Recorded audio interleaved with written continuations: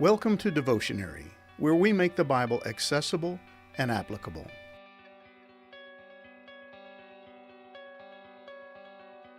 A bad decision is a bad decision, whether it's made by a faithful follower of God or a sin-prone pagan.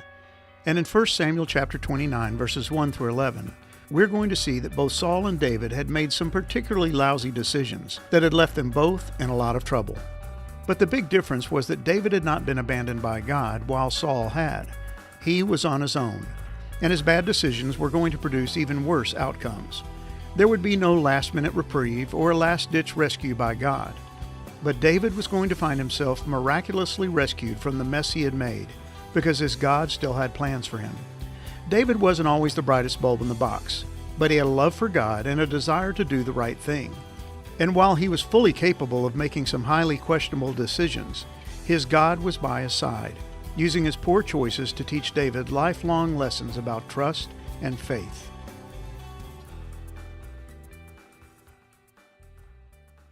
While Saul was busy consulting with a witch, David was consorting with the enemy. According to 1 Samuel 27, verse 7, David had been living in the land of Philistia for 16 months, and he had pulled it off by living a lie. He had deceived King Achish into believing that he had turned his back on Israel and had chosen to join forces with the Philistines. And he had been convincing. If there had been an Academy Awards that year, David would have won an Oscar for Best Actor in a Drama.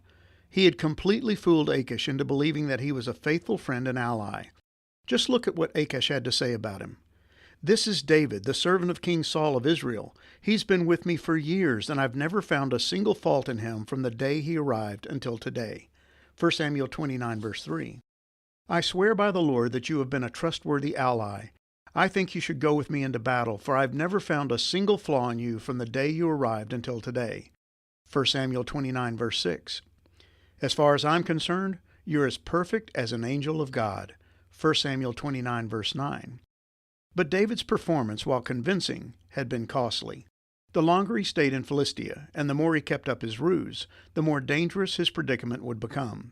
It was only a matter of time before David found himself in the awkward and inevitable spot of having to display his true colors. He couldn't keep up this charade forever. In time, the nations of Israel and Philistia would find themselves at war, and David would be caught in the middle. And that's exactly the event recorded for us in chapter 29. The Philistines had gathered all their troops in order to do battle with the Israelites. King Achish and his men arrived at Aphek, on Philistia's northern border with Israel. Bringing up the rear of his column was none other than David and his 600 men. Don't let the significance of this moment escape you. Here was David, the God-appointed, Spirit-anointed future king of Israel, riding among the forces of the Philistines, one of the greatest enemies of the people of God. This was no longer one of David's cleverly disguised raids against Israelite enemies that he could cover up. This was going to be an all-out war between the Israelites and the Philistines, and David was going to have to make a decision. Would he fight with the Philistines and risk the wrath of God? Would he go into battle and then turn against the Philistines, revealing to Achish and his men his true colors? If he did, he would find himself facing two foes, Achish and Saul. For the last 16 months, Saul had given up his hunt for David, but he had not given up his hatred for him. He most likely saw David as a turncoat, having switched alliances to the Philistines. Saul probably believed David had allied himself with the Philistines in order to defeat him and take the crown. So if Saul met David on the battlefield, he would see him as an enemy, no matter which side he chose to fight for. David was in a predicament. His little plan to escape Saul's wrath by living among the Philistines had seemed the right thing to do at the time, but he had made his decision without input from God. There's no indication that God had directed David's actions or commanded his escape into Philistine territory, and now David was faced with the inevitable consequences of his godless decision. But while David had left God out of his planning, God had not left David. The Almighty may not have approved of David's strategy, but he had his hands on David. He knew David's heart. David had been trying to do the right thing. He was still a faithful servant, and all the while he had lived in Philistia, he had continued to fight against the enemies of Israel. But his self-inspired attempt at self-preservation had left him in a very bad spot, and it was going to take the sovereign hand of God to rescue him.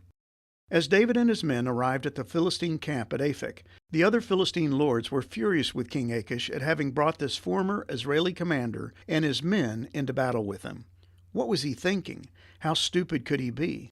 This was the same David who had killed the Philistine champion Goliath, and who had songs written about his military exploits.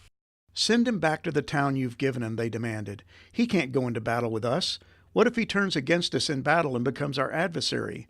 Is there any better way for him to reconcile himself with his master than by handing our heads over to him?" 1 Samuel 29, verse 4. They saw David as a threat, and Achish as a fool. To them, everything about this scenario was wrong. David had to go, and their anger convinced Achish to reluctantly give in to their demands. And always the actor, David feigned surprise, doing everything in his power to appear a bit offended at the news. "What have I done to deserve this treatment?" David demanded. "What have you ever found in your servant that I can't go and fight the enemies of my lord the king?" 1 Samuel 29, verse 8. But in reality, this was the best thing that could have happened to David and his men. God had intervened and spared them from having to go into battle. At the very last minute, God stepped in and providentially protected David from the mess he had created. But as we'll see in the very next chapter, God protected David, but would still allow him to reap the results of his determination to plan his life apart from the input of God. David would escape having to go into battle with the Philistines, but he would not escape the discipline of God. God had plans for David. He had chosen him to be the next king of Israel, and part of those plans included the years that David spent hiding and wandering in the wilderness. God could have put David on the throne the very day Samuel anointed him, but David was not yet ready to be king. He had to be prepared for the role. He had to learn the lessons God had for him, and a big part of God's preparation for David would be found in his failure to trust God. His tendency to make decisions without God's input would teach him the danger of autonomy in the life of the servant of God. Decisions made apart from God will never result in the blessings of God. Trying to do God's will our way will never produce God's results. This phase of David's life would provide yet another valuable lesson in learning to trust God rather than himself.